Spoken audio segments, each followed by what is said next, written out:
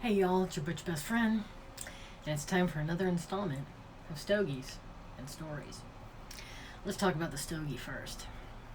First up today is the Balmoral Anejo XO limited release Lancero FT. This is the 2016 release. They do a new release every year. This has got a Brazilian sun-grown wrapper, Dominican Olor binder, and for fillers, we've got Brazilian, Dominican, and Nicaraguan fillers.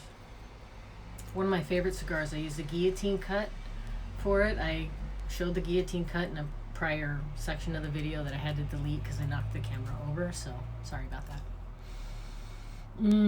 God, that's good. Pre-light draw. Boy, you can taste the leather in that. Now I use a beefy torch lighter.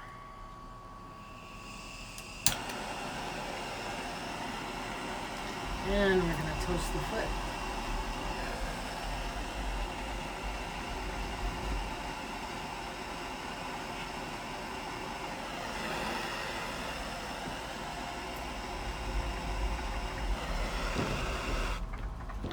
And done, we're cooking. Boy, that's nice. I can't recommend these enough. They're so good. When you can get a hold of them, absolutely delicious. One of my favorites.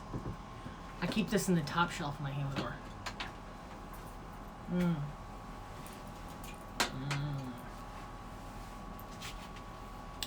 Oh, that's so spicy, and not spicy like jalapeno spicy, but spicy like good fall spices, summer spices. Definitely taste the leather notes, a little bit of pepper.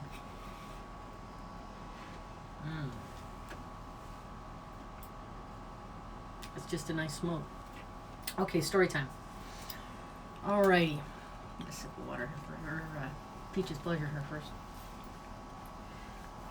I should be water, but it isn't. Alright.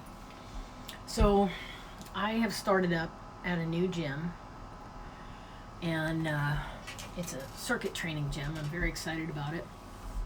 It's really felt really good to go and do that, and it's what I want to continue, some strength training.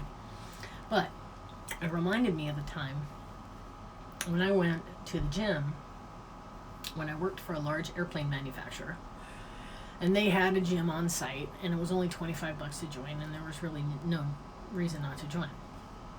So I went there, and I'm walking around, and it's been 5-10 years since I worked out, but I kind of remember what I'm doing a little bit, you know what I'm saying? So I'm walking around like I'm cool, you know what I mean? So I got this. I don't need nobody's help. So I do the elliptical for a little while. Elliptical goes fine, everything's cool. Do the elliptical for half an hour, and I go hit the weights. Mostly machines, So I go, and all the machines are different than what I ever remember.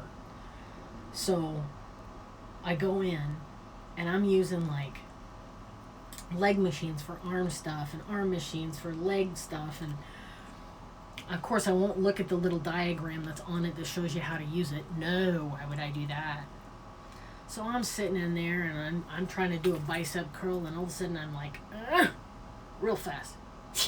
Oh yeah, this machine's for calves, that would be why. Never mind. So, needless to say, I wasn't doing very well. I get done with my workout, and I decide I'm going to go over to the stretching area, because I'm notoriously tight muscled, and so I need to stretch it out. So I go, and I get on this little stretching rack thing, and it's a miracle I make it through this stretching rack without killing myself. I mean, it's a miracle based on the way the day is going. I don't think there was a machine in there that I used right. So I look over from the stretching area, and I see an inversion table. And if you guys know what an inversion table is, it's where you strap yourself in, and then you flip upside down. It's supposed to stretch your back. Always wanted to try one. So I go up to the counter because I don't know how to work the thing. And I've already had such a great experience. I go up to the counter and ask the 12-year-old behind the counter, I swear she was 12. She comes bouncing out and she shows me the machine. And she basically just says, oh, you just adjust it for your height here, and then you put your feet here and pull this thing out, and then that's all you do. And she kind of floated away. And I had no, okay. So I get on the thing, and first of all, I'm what you call soft tissue, as in nice belly. So that's what I like to call soft tissue stoppage. I tried to bend over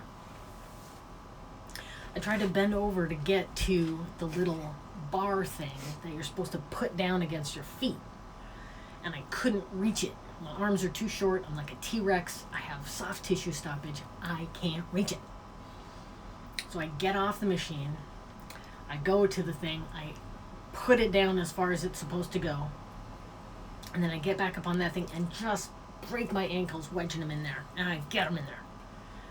I will not be deterred. So, after I get my legs in there, I think to myself, okay, I got this down now. And I set it for my height, you know. And one of the things the gal said was, you might decide to put it an inch below or an inch above what your real height is. Some people do that and then just laughed and scared and went off. Needless to say, it was not enough information. So I get on this thing and I'm tipping back. I come forward, tip back a little more, come forward. It's like leaning back in a chair that's about to tip over, right? But you gotta trust it. Well, this thing's got like an A-frame, okay, like this, and the table is laying like this, and you tilt like that, okay? So I'm laying like this against the table, and there's two handrails for me to hang on to. And then there's handholds on the table itself that move with the table. So I decide I'm going to go for it. I'm going to flip upside down. To hell with this. Quit being a pussy. Do it. Come on. Do it. Do it. Flip upside down. Fast as I can. Just boom. And I am hanging by my ankles upside down. And I stretch and I twist and I twist and I stretch. And then the blood's coming to my head, so it's time to get up, right?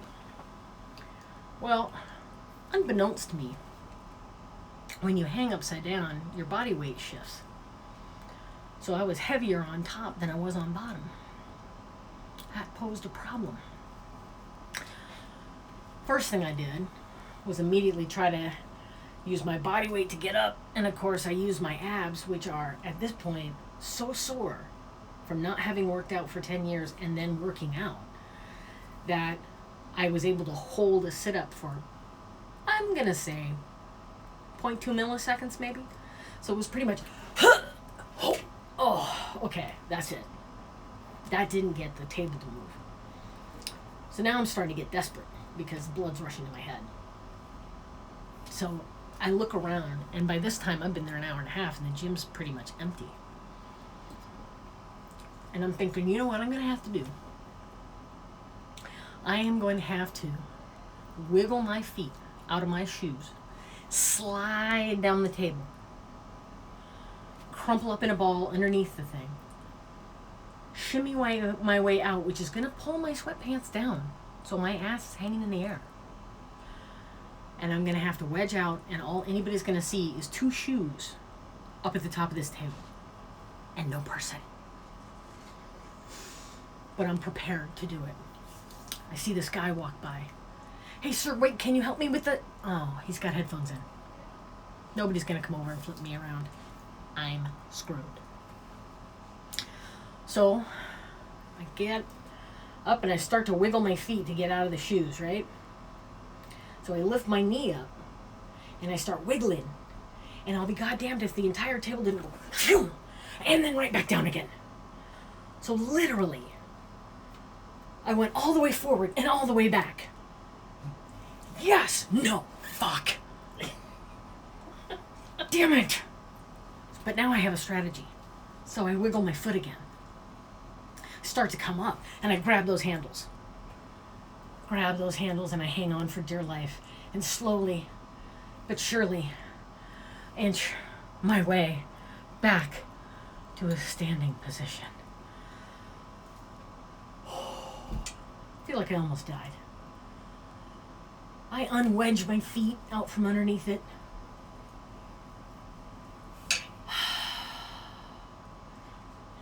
It was bad. So then I go over to the little area where there's a paper towel and a spray bottle because I need to spray bottle it down because I pretty much peed my pants at this point. And only here behind me is some guy. So how'd you like the inversion tube? It was fine, thank you. Kind of takes some adjustment. Anyway, that's my story. Go out and get yourself a bone moral. They're fucking fantastic.